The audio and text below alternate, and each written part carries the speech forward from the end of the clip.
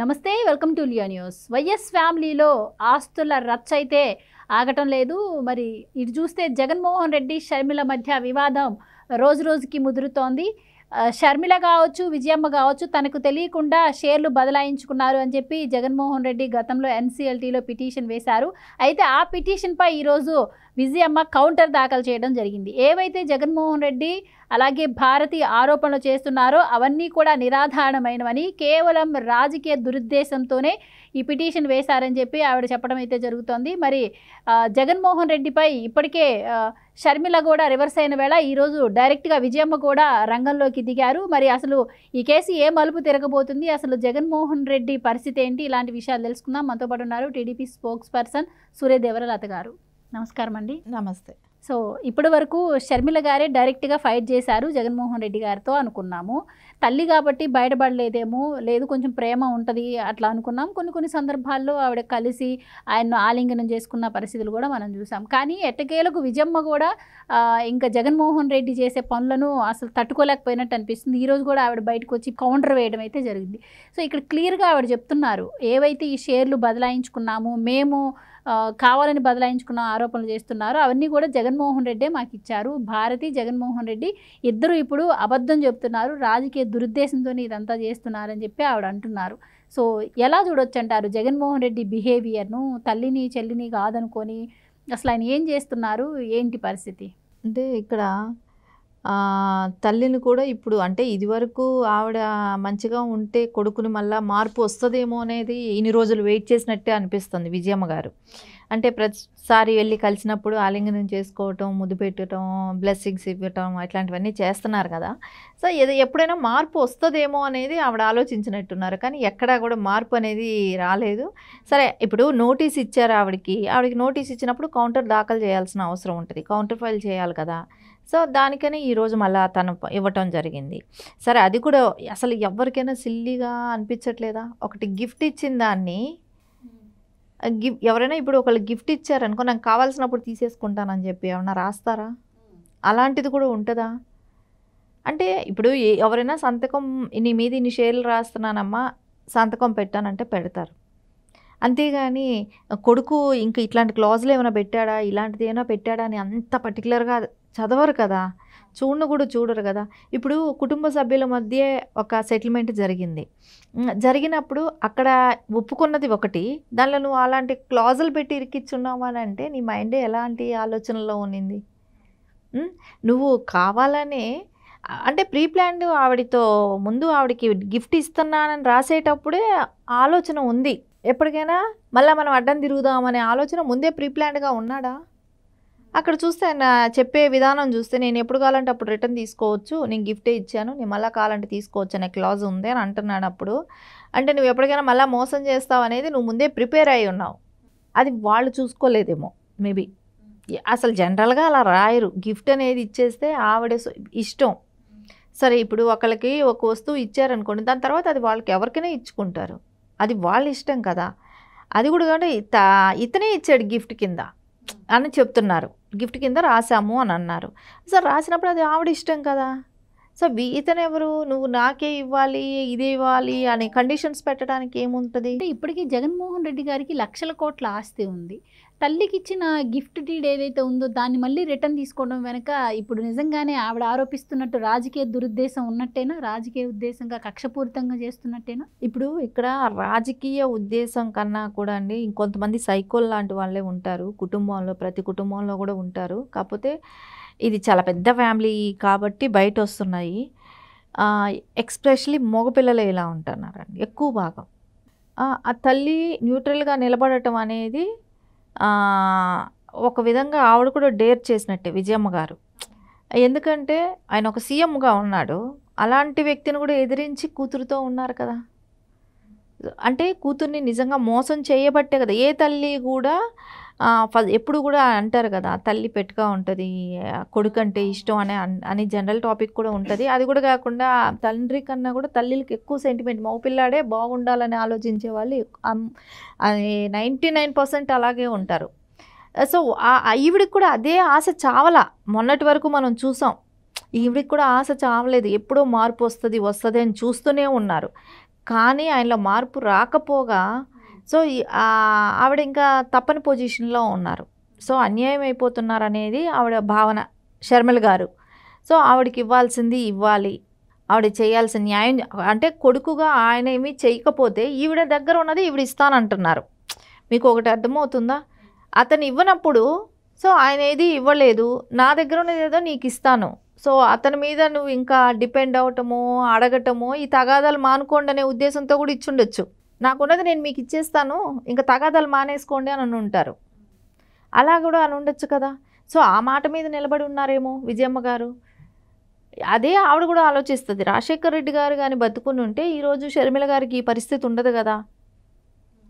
అందుకని ఒక స్టాండ్ తీసుకున్నారేమో. అమ్మాయి షర్మిల గారికి అన్యాయం జరుగుతుంది, అండగా నిలబడాలి అనే ఒక ఆలోచనతో ఉన్నారేమో. సరే, ఇక్కడ ఇంకొక విషయం చూస్తే ప్రతి ఫ్యామిలీలో కూడా ఉంటాయి కొన్ని ఈ ఏదైనా ఒక ఇష్యూ వచ్చినప్పుడు సస్టైన్ అవ్వాలి ఇట్లాంటివి అని అనుకున్నప్పుడు జగన్మోహన్ రెడ్డి గారి సతీమణి ఉన్నారు, ఆవిడ ఇనిషియేటివ్ తీసుకొని ఉండొచ్చు కదా. సరే, ఎవరికి ఇస్తున్నది? రాజశేఖర్ రెడ్డి గారు ఉంటే వీళ్ళు సీఎం అయ్యేవాళ్ళ? ఆయన బతుకుని ఉంటే వీళ్ళకి ఆ అవకాశం ఉండేదా? ఇదంతా ఎవరు మూలాన వచ్చింది? విజయమ్మ గారు బయట వచ్చి నోరు తెరిచి కానీ చెప్పితే వాళ్ళ పార్టీ నిలబడుతుందా? ఉంటుందా? పునాదులు కూడా ఉండవు. అసలు విషయాలు ఏమేమి జరిగాయి, ఏం జరిగింది అనేది కానీ వాళ్ళు నోరు తెరిచి అన్నీ చెప్తే పార్టీ ఉంటుందా? ఉండదు. సో అలాంటప్పుడు ఏమి ఇప్పుడు కూడా 5 ఏళ్ళు సంపాదించుకున్నారు కదా, ఇంకా అసలు మీకు తిరుగులేదు. లక్షల కోట్లు దోచేస్తారు కదా. అసలు ఎవరైనా మీరు సంపాదించిన సంపాదన మీకు కష్టార్జితమా? ఇలా కష్టార్జితమా? వీళ్ళు ఏమైనా కష్టపడి సంపాదించారా? లేకుంటే పులివెందల తాత రాజారెడ్డి ఏమైనా సంపాదించి ఇచ్చాడా? ఈ దొంగ సొమ్ముకే కొట్టుకు చచ్చేటట్టున్నారు వీళ్ళు. ఇంకా ఆ కష్టపడిన సొమ్ము అయితే ఇంకేం చేసుకుంటారో తెలియట్లేదు. ఇవన్నీ చూస్తే అంటే నేను అనేది ఏంటంటే భారతీ గారు ఇనిషియేటివ్ తీసుకొని ఉండొచ్చు కదా. ఎంతో అంత వాళ్ళకి సెటిల్ చేసేసి దీన్ని సస్టైన్ చేద్దామనే ఆలోచన ఆవిడకైనా ఉండాలి. ఆవిడకి లేదు. అంటే ఆవిడకి ఎంతసేపు వీళ్ళకి ఎలాగ ఉందనంటే రాజకీయంగా ఇప్పుడు వాళ్ళు సస్టైన్ అయిపోయి వాళ్ళకి కొంచెం ఫైనాన్షియల్గా ఉన్నారా అనుకున్నప్పుడు షర్మిల గారికి కూడా ఫైనాన్షియల్గా వెల్ ఆఫ్గా ఉందే అనుకుంటే రేపు వీళ్ళకి పోటీ అవుతారేమో. తను కూడా రాజకీయాల్లో ఉండాలని ఆశపడుతుంది కదా, నాకు పోటీ అవుతారు కదా. సో నేనెందుకు, ఇప్పుడు ఆవిడ ఆలోచన ఉండొచ్చు, జగన్మోహన్ రెడ్డి జైలుకి వెళ్తే నాకుంటుంది అవకాశం, ఫుల్ ఫ్లెక్జ్డ్గా మనీ ఉంది, నేను పార్టీని రన్ చేయగలుగుతాను. సో ఇదే మనీ వాళ్ళ దగ్గర కూడా ఉంటే రేపొద్దున వాళ్ళకే ఆ చరిష్మా ఉంటుంది కదా. ఆలోచన వాళ్ళల్లో విజయమ్మ గారికి వస్తుంది, షర్మిల గారికి వస్తుంది. సో నేను ఏమైపోతాననే ఆలోచన ఆవిడకుందా? భారతీ గారికి. ఇవన్నీ కూడా ఫ్యామిలీలో ఇన్ని రకాలుగా ఆలోచించబట్టే వాళ్ళు. సో వీళ్ళని పీస్ఫుల్గా ఉంచకూడదు, వీళ్ళు ఫైనాన్షియల్గా వీళ్ళని సెటిల్గా ఉంచితే సో ఇవన్నీ మనకు ఇదవుతాయి అనే తనకి వ్యతిరేకంగా కూడా వెళ్తుంది కాబట్టి అది కూడా కక్ష పెంచుకొని ఉండొచ్చు. ఇప్పుడు వాళ్ళు 38 పాయింట్లు స్ట్రాంగ్గా వేశారు అని అంటే ఈ రోజున బయట వచ్చి ఆవిడ మాట్లాడుతున్నారు జగన్మోహన్ రెడ్డిని భారతి గారిని నమ్మద్దనే మాటే వాళ్ళు అనటం. ఇంకా లిటరల్గా ఇంకా అంతే కదా. అంతకు మించి ఒక తల్లిగా చెప్పాల్సింది కూడా ఏముంటుంది? వాళ్ళు చెప్పేదాన్ని ఫేక్ మాటలు, అబద్ధాల మాటలు. ఇది అందరి ముందు జరిగిన సెటిల్మెంటే.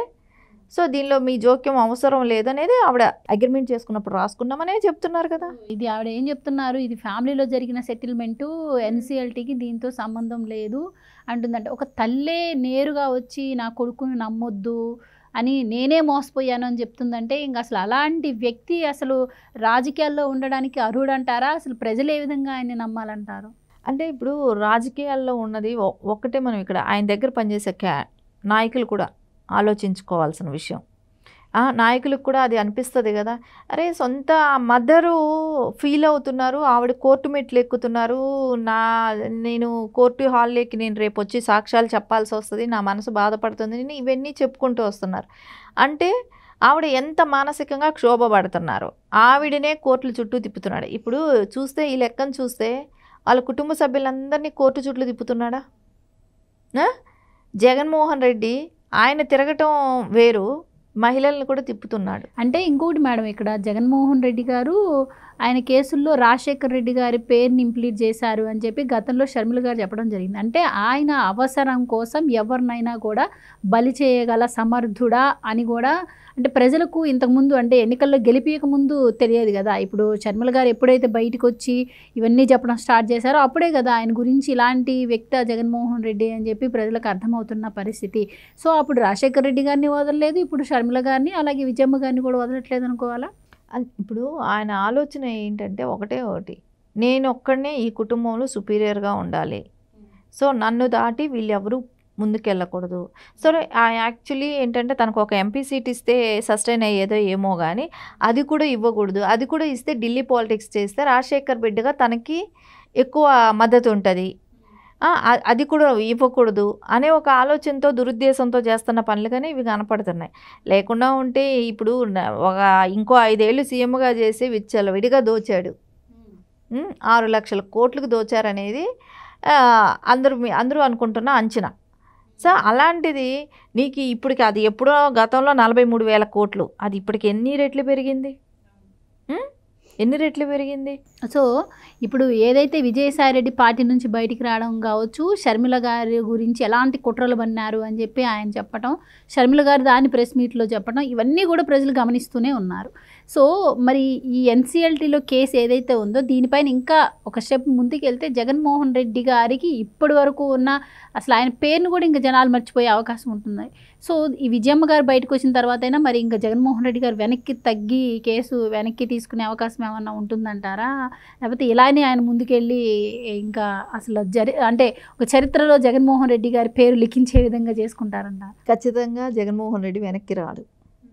సో సస్టైన్ చేసుకోవాలనుకొని ఉంటే ఆ టైం కూడా దాటిపోయింది. ఎందుకంటే ఎలక్షన్ బిఫోరే సస్టైన్ చేసుకొని ఉంటాడు.